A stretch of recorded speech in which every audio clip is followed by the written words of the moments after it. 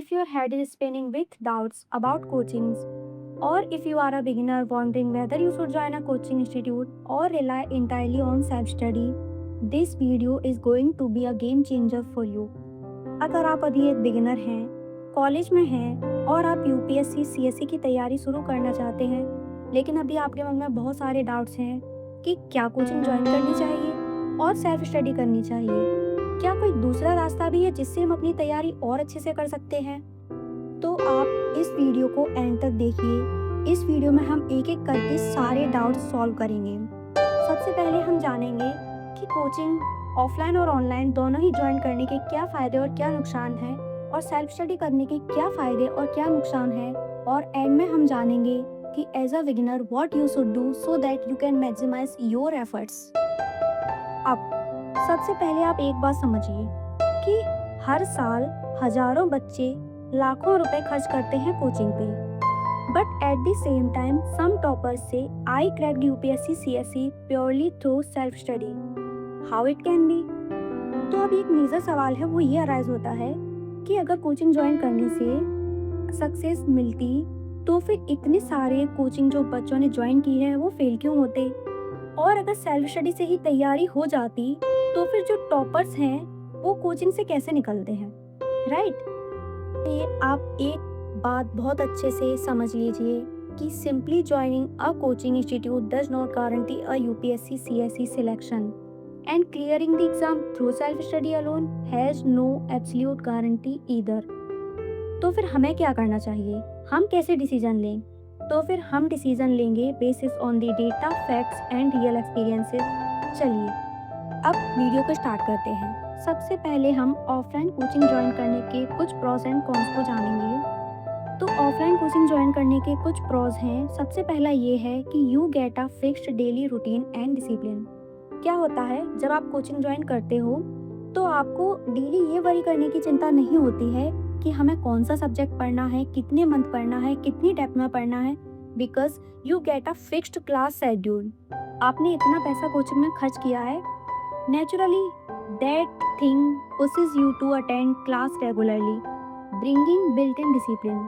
तो आपको स्ट्रेस लेने की जरूरत नहीं होती है कि व्हाट सब्जेक्ट और topics you have to cover, because the coaching handles that roadmap for you।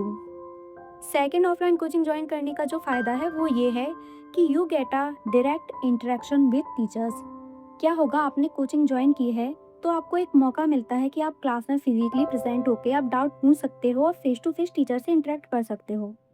Next benefit ये है कि आपको peer competition and motivation provide होता है। अब आप अपने आसपास देखते हो कि इतने सारे बच्चे जो कि हार्डवर्क कर रहे हैं, आपसे कहीं ज़्यादा आगे हैं, तो that acts as a massive psychological motivator to push harder. Next benefit of joining offline coaching is immediate doubt resolution. आप क्लास में आपको कोई डाउट है, आप क्लास के बाद टीचर से पूछ सकते हो, your doubt will get resolved. Next benefit of joining offline coaching is you get a structure syllabus coverage. आपको टेंशन लेने की जरूरत नहीं होती है कि हमें प्रीलिम्स कैसे पढ़ना है, कौन से सब्जेक्ट्स पढ़ने हैं, कितनी डेप्थ में पढ़ना है, क्योंकि कोचिंग वो आपको स्ट्रक्चर प्रोवाइड करा देती है। Next, test series and answer writing environment. अगर आपने ऑफलाइन कोचिंग ज्वाइन की है तो आप वहाँ जाके टेस्ट देते हो, जिससे आपको अपनी रियलिटी चेक मिलता है कि मैं भी कितना कर सकता हूँ, क्या मैं एग्जाम प्रेशर झेलने के लायक हूँ या नहीं हूँ। तो ये तो बेनिफिट्स थे of joining offline coachings. Now we will get to know about cons of offline coaching. सबसे पहला जो घाटा है वो ये है कि offline coachings are really very expensive. आप एक फाइनेंशियल रूप में फंस के रह जाते हो। फाउंडेशन कोर्स इतना महंगा है, you will spend money in foundation courses. उसके बाद अगर आपने फर्स्ट अटेम्प्ट में क्लियर कर लिया तो ठीक है, but if you don't clear in the first attempt, जो कि मेजर बच्चे नहीं करते हैं, then you will be trapped in a financial cycle. आपने एक अटेम्प्ट दिया, उसके बाद यू विल फील कि मैं शायद इस सब्जेक्ट में कमज़ोर था तो मुझे इसकी अलग से कोचिंग लेनी चाहिए। Then you will join a coaching for that subject. उसके बाद आप प्रीलिम्स की टेस्ट सीरीज लोगे, आप मीन्स की क्लासेस फिर से लोगे, मीन्स की टेस्ट सीरीज लोगे, and this process is really very expensive. Next consequence of joining offline coaching is, अगर आपने ऑफलाइन कोचिंग ज्वाइन की है तो आपको अपनी सिटी, अपने घर से बाहर जाना पड़ेगा, और दिल्ली का एनवायरनमेंट बहुत ही एक्सपेंसिव है कि मैनेज करना बहुत ही टफ होता है। Next consequence of joining offline coaching is inflexible pace. Coaching का अपना एक पेस होता है, वो उसी पेस से चलेंगे। या तो आपको लगता है कि टीचर्स बहुत ही ज़्यादा स्लो हैं, या फिर यू विल फील कि टीचर का पेस बहुत ही ज़्यादा फास्ट है।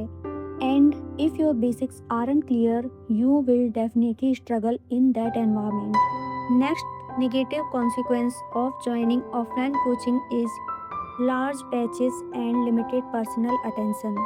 एक बैचेज में बहुत सारे बच्चे होते हैं एंड टीचर्स की भी अपनी लिमिटेशंस होती हैं, वो सभी के डाउट सॉल्व नहीं कर सकते हैं। And beginner often hesitate to ask basic questions out of fear of being judged, leaving doubts unresolved. Next consequence of joining offline coaching is hectic schedule and no time for revision. Starting में क्या होता है, एक classes होती है foundation course की maximum 2 to 3 hours, पर जैसे जैसे ही एग्ज़ाम्स पास आते हैं तो आपकी एक क्लास से डबल क्लास शिफ्ट हो जाती हैं।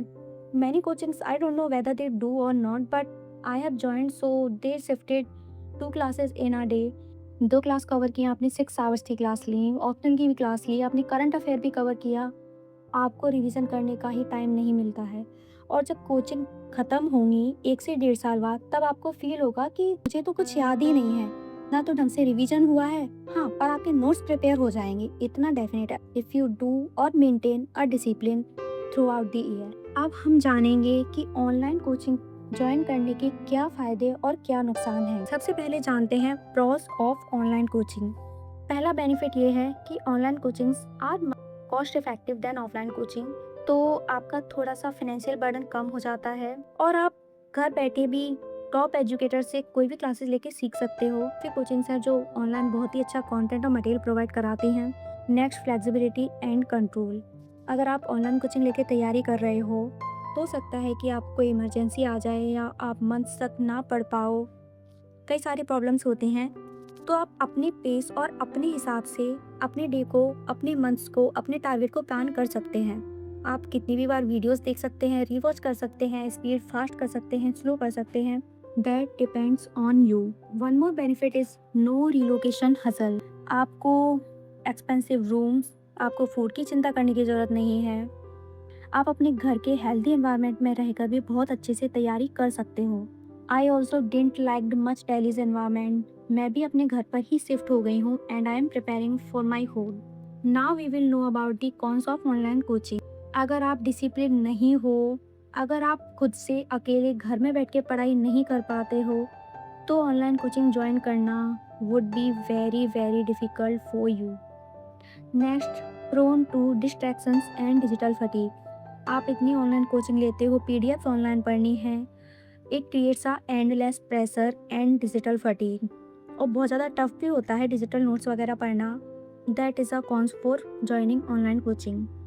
नेक्स्ट, अगर आपने ऑनलाइन कोचिंग ज्वाइन की है तो आप अकेले रूम में पढ़ रहे हो, you don't get to know कि how hard work other people are putting, और आप कितना पीछे हो, कैसे तैयारी करनी है, आपको डिस्कशन नहीं कर पाते हो। तो that is a cons of joining online coaching.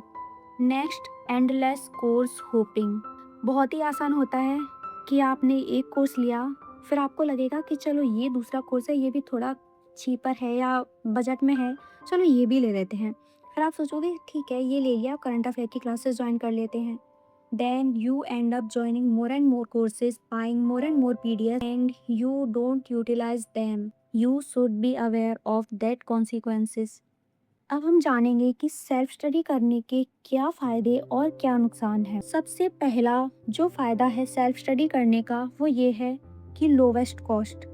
आपका फाइनेंशियल बर्डन बहुत ही कम हो जाता है, आपके बेसिक एक्सपेंसेस काफ़ी कम होते हैं। Material and books, although there are expenses in buying books and materials also, but फिर भी आपका फाइनेंशियल बर्डन काफ़ी कम होता है। Next benefit, learn at your own pace. क्या होगा, आपने ऑफलाइन या ऑनलाइन कोचिंग ज्वाइन की है तो वो मान लो पॉलिटी से स्टार्ट हुआ है, वो पॉलिटी से ही पढ़ाना स्टार्ट करेंगे। बट हो सकता है कि आप पॉलिटी में ठीक हो, आपको बेसिक्स आता है, या फिर आपको इंटरेस्ट नहीं आ रहा है उससे, आप इकोनॉमी से स्टार्ट करना चाहते हो, तो वो फ्लेक्सिबिलिटी आपको कोचिंग के साथ नहीं मिलेगी।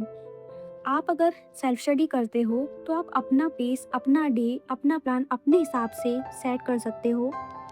This is a strength which I feel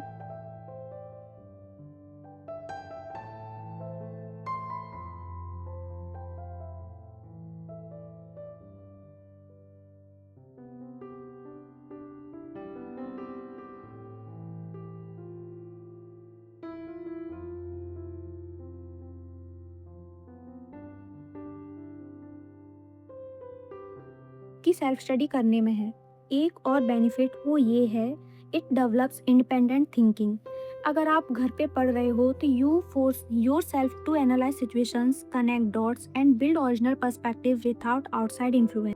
next benefit of doing self study is, आपके पास रिवीजन करने का और आंसर राइटिंग का, प्रैक्टिस का, टेस्ट देने का बहुत टाइम होता है, because you aren't bound by 6 to 8 hours of daily coaching classes. You have ample time to read, digest concepts, utilize AI tools or standard resources, and focus heavily on revision and answer writing.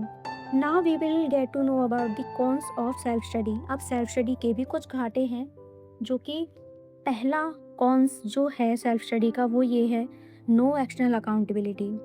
अगर आपके पास fixed schedule नहीं है, fixed dates नहीं हैं और coaching pressure नहीं है, then procrastination becomes a major hurdle. बहुत ही आसान होता है कि चलो हम कल कर लेंगे, आज की चीज़ें कल पर टालना, और ऐसे ही हमारा बैकलॉग बढ़ता जाता है और हमारे टास्क कंप्लीट नहीं हो पाते हैं। Next, initial directionless confusion. Beginners बहुत ही ज़्यादा स्ट्रगल करते हैं शुरू में कि उनको समझ ही नहीं आ रहा है कि क्या पढ़ना है, अगर एनसीईआरटी पढ़नी है या नहीं पढ़नी है, स्टैंडर्ड बुक से पहले स्टार्ट करें या फिर एनसीईआरटी को भी कैसे पढ़ें। क्योंकि ऐसा होता है कि हमारा जो बैकग्राउंड ग्रेजुएशन में रहा होता है या स्कूलिंग हुई होती है, हम उसी के अकॉर्डिंग एनसीईआरटी या फिर बुक्स को पढ़ने की कोशिश करते हैं। But UPSC requires a different demand. कौन सी बुक्स पढ़नी है, क्या पढ़ना है, कितना पढ़ना है, this is a cons of doing self study. Next, risk of choosing wrong studies. बहुत ही आसान होता है बिना गाइडेंस के, महीनों आपने प्रिपरेशन में खर्च कर दिए हैं, आपने बहुत मेहनत भी की है, बट गलत डायरेक्शन में। Next, isolation and FOMO. ये बहुत ही कॉमन है, जब अकेले पढ़ते हैं तो फोमो क्रिएट होता है कि क्या मैं सही पढ़ रहा हूँ, क्या पता बाहर के बच्चे कितनी तैयारी कर रहे होंगे, कहीं कोचिंग वाले कुछ उन्हें एक्स्ट्रा तो नहीं पढ़ा देंगे। This creates a FOMO, fear of missing out. तो हमने बहुत ही डिटेल में कोचिंग ज्वाइन करने के फ़ायदे और नुकसान दोनों ही जाने और सेल्फ स्टडी के भी फ़ायदे और नुकसान दोनों ही जाने। अब सवाल ये आता है कि दोनों में ही फ़ायदे और नुकसान हैं, तो फिर हमें क्या करना चाहिए? क्या कोचिंग ज्वाइन करनी चाहिए या नहीं करनी चाहिए? कम्प्लीटली बिगिनर हो, आपको बिल्कुल आइडिया नहीं है, इफ़ यू लैक डिसिप्लिन, अगर आपका फाइनेंशियल बैकग्राउंड काफ़ी अच्छा है और आप क्लासरूम्स में ही बेस्ट समझ पाते हो, if you need a constant guidance, then go for offline coaching. And if you are disciplined, you need flexibility, you can't relocate, you have budget constraints, you prefer revising lectures multiple times, then go for joining online coaching. अगर आपके basics strong हैं, अगर आप syllabus और PYQ को जानते हो या फिर आप उनको खुद से कवर कर सकते हो, अगर आप अपना खुद से प्लान बना सकते हो, if you are consistent without external pressure, then you can go for self study. ये तो कुछ रिकमेंडेशन हो गई जो कि जनरली सभी देते हैं, लेकिन अगर मुझे 5 साल पहले जाना होता तो मैं क्या चूज़ करती, जो कि मेरी इफ़िशियंसी को इंक्रीज कर सकते और मेरा टाइम भी काफ़ी बचा सकते। So my recommendation for you is that आप अपना एक रोड मैप तैयार कीजिए। आप ब्लाइंडली बिना बेसिक्स के, बिना सिलेबस देखे, बिना एक ही बार एनसीईआरटी पढ़े कोचिंग ज्वाइन मत की। If you want to join you can, it is my recommendation only, my personal view. If I had to go back 5 to 6 years ago, I would have definitely done it. मैं पहले basics cover करती, एक बार खुद से NCERT पढ़ती। काफ़ी अच्छे teachers हैं यूट्यूब पर जो कि बहुत ही अच्छे से आपका बेसिक्स कवर करा सकते हैं। If you want I can also recommend for you. आप कमेंट में बता सकते हैं कोई सब पर्टिकुलर सब्जेक्ट के लिए जानना है कि कौन सा टीचर बेस्ट है और आप कैसे अपना बेसिक्स कवर कर सकते हो, आप कमेंट में लिख सकते हैं। I will definitely address it. तो फिर आप पहले अपना बेसिक्स कवर कीजिए, उसके बाद आप ये देखिए कि आपसे मॉक टेस्ट हो रहे हैं या नहीं हो रहे हैं, आपसे पीवाईक्यू आप कर पा रहे हो या नहीं। आप पहले ये प्रोसेस एक सब्जेक्ट के लिए कीजिए। पहले आप उसकी एनसीईआरटी पढ़िए, उसकी स्टैंडर्ड बुक पढ़िए, यूट्यूब से कवर कीजिए, उसके बाद आप पीवाईक्यू कीजिए, देन आप मॉक टेस्ट दीजिए। अगर आपको लगता है कि ये सब्जेक्ट अगर फिर भी आपको लगता है कि आप अभी भी बहुत ही ज़्यादा वीक हो, पीवाईक्यू नहीं हो रहे हैं और मॉक टेस्ट भी नहीं हो रही है, then you can go for foundation courses. Otherwise आप यही प्रोसेस सारे सब्जेक्ट के लिए रिपीट कीजिए। फिर आप अपने आप को एनालाइज कीजिए कि क्या आप इक्वली सारे सब्जेक्ट में वीक हो और ये सारे सब्जेक्ट में इक्वली स्ट्रांग हो। अगर हो, you don't need to join any coaching. अगर आपको लगता है कि आप सारे ही सब्जेक्ट में वीक हो, देन ज्वाइन फाउंडेशन कोर्स। और अगर आपको ये लगता है कि आपके कुछ सब्जेक्ट तो स्ट्रांग हैं और कुछ आपके वीक हैं, तो पर्टिकुलर बस उन्हीं सब्जेक्ट के लिए कोचिंग लीजिए, ना कि पूरा foundation course. You can also utilize AI tools for doubt solving and analyzing PYQ on your own. So this is the complete guidance. अगर अभी भी आपके कोई डाउट है कि आपको एनसीईआरटी अगर स्टार्ट करनी है, तो आपको समझ नहीं आ रहा है कि आपको एनसीईआरटी पढ़नी है या कैसे पढ़नी है, या फिर आपको कौन सी स्टैंडर्ड बुक्स फॉलो करनी है, या आपको कौन से बेस्ट टीचर्स यूट्यूब पर ढूंढने हैं हर सब्जेक्ट के लिए, आपको कैसे पढ़ी, या फिर आपका कोई भी डाउट।